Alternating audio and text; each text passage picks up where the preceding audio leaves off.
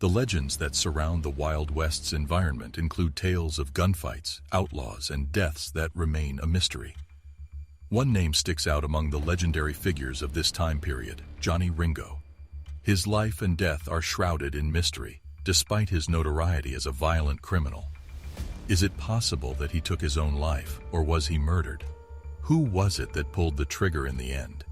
In this video, we dive into the mysterious circumstances surrounding Johnny Ringo's passing in an effort to solve one of the Wild West's longest-standing and most perplexing unsolved mysteries. In the year 1850, Johnny Ringo, the fifth and youngest of 5 children, was born in the state of Indiana.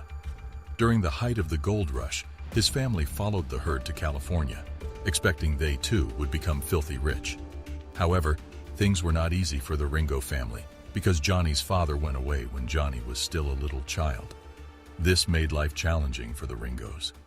Ringo's life was irrevocably altered as a result of this enormous loss, and there is considerable speculation that it was a contributing factor in his later spiral into criminal activity. Ringo, who was having trouble identifying his place in the world, experimented with a variety of careers, including farming, mining, and even acting at one point. On the other hand, Ringo did not find the work he was meant to do until he realized he had a natural ability with a firearm. His remarkable marksmanship immediately earned him a reputation as a sniper, a skill that would serve him well in his following endeavors in criminal activity. His reputation as a sharpshooter served him well in his subsequent criminal endeavors. Ringo uprooted his life and moved to Mason County, Texas in the year 1869, leaving his family behind in California.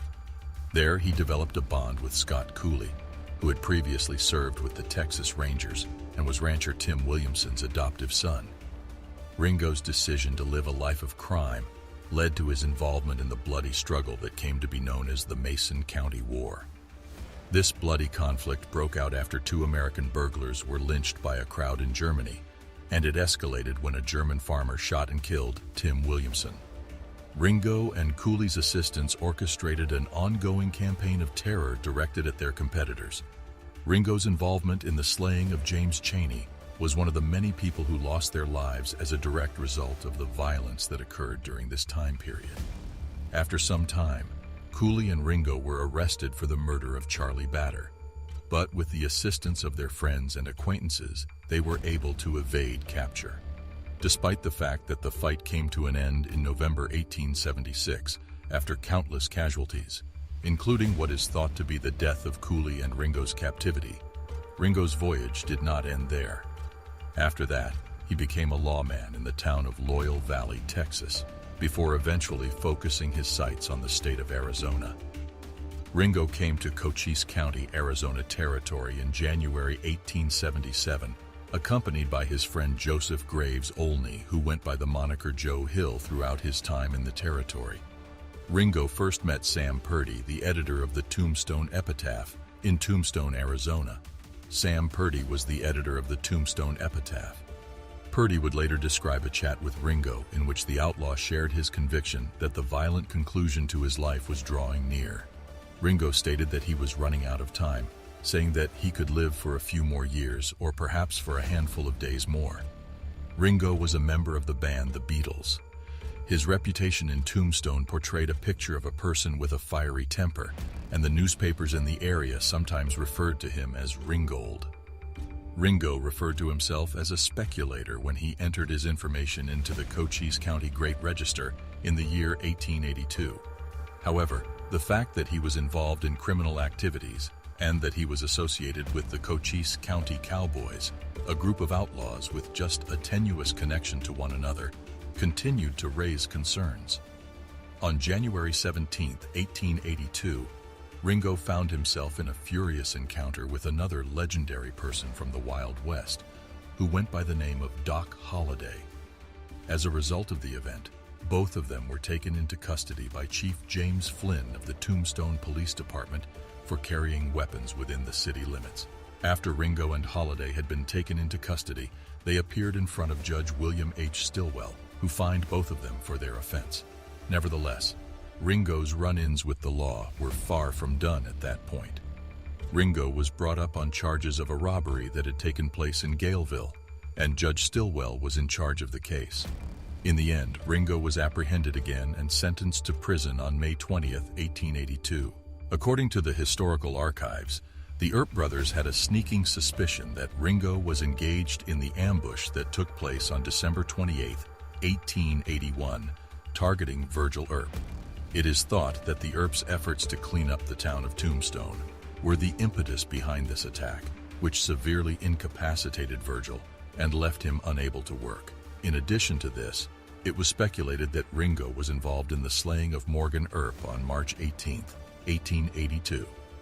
This was a theory that was widely held at the time. Morgan was shot and killed in a Tombstone bar where he was playing billiards at the time of his death. After his brother Morgan was killed, Wyatt Earp, who was the United States Deputy Marshal at the time, and his crew set out to seek justice. Frank Stillwell, who was allegedly involved in the ambush of Virgil and the death of Morgan, was involved in a confrontation with the federal team, and the gunfight ended in a draw. Following this confrontation, Wyatt Earp and the other crew members began searching for the other persons who were guilty of the attacks. In the midst of this time of violence, Cochise County Sheriff Johnny Bean was given a warrant by a judge in Tucson to target Wyatt Earp, Doc Holliday, and Ringo, who represented 19 other men, the majority of whom were Stillwell's buddies. Wyatt Earp was seen in a gunfight with Curly Bill Brocious, one of Ringo's closest associates, during an event that became known as the Vendetta Ride.